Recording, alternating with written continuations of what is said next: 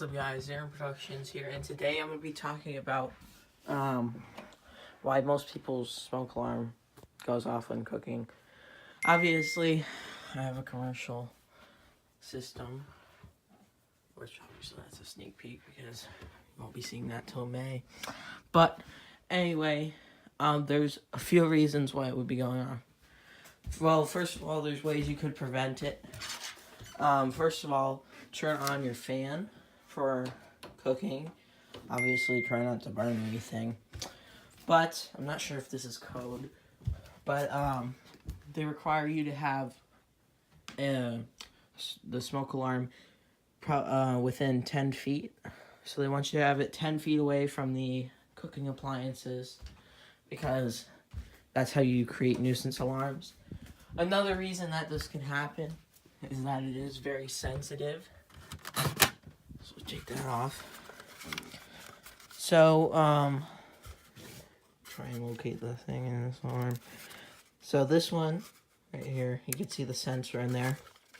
Horn is over here. All you have to do is either get a PC air duster, or you could just blow this out.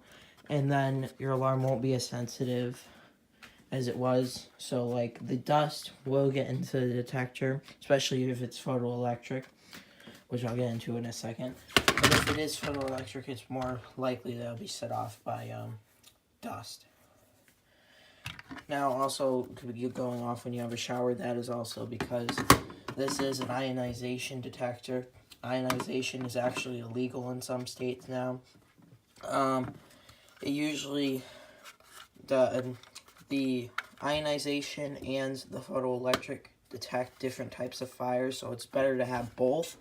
But if you had to choose one, you have to have a photoelectric detector, which this isn't one. So obviously you have to replace this every 10 years. So if you hear that chirping, that's why. Do not take out the battery and just leave it there on the ground. I've gone into a house where every single battery is on the floor. And that's how you lose your fire protection. And some insurance companies will actually not pay for your house if it burns down and you do not have working smoke alarms, fire alarms, whatever you want to call it.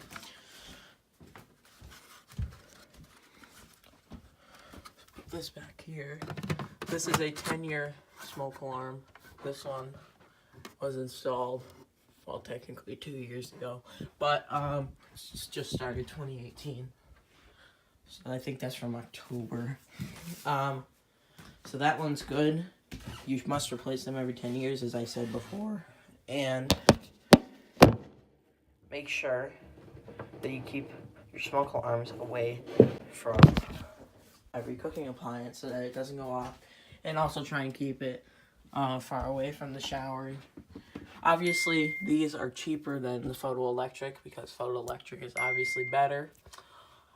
If you do have a hardwired smoke alarm, which means that it does have a input on the back and it's on an electrical back box in the wall, then obviously you are unable to move the detector.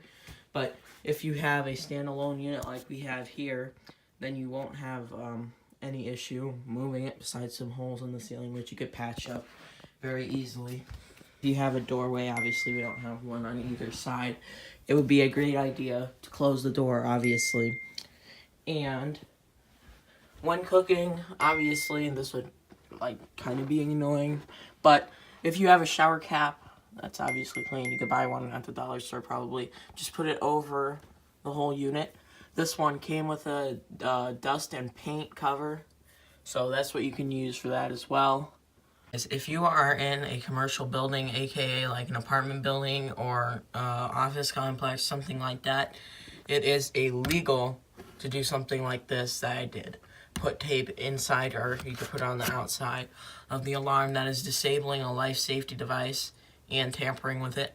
So you could get fined for that as well. It's pretty much kind of like pulling a pull station basically. And by the way, don't do that. That's a $500 fine and possibly prison.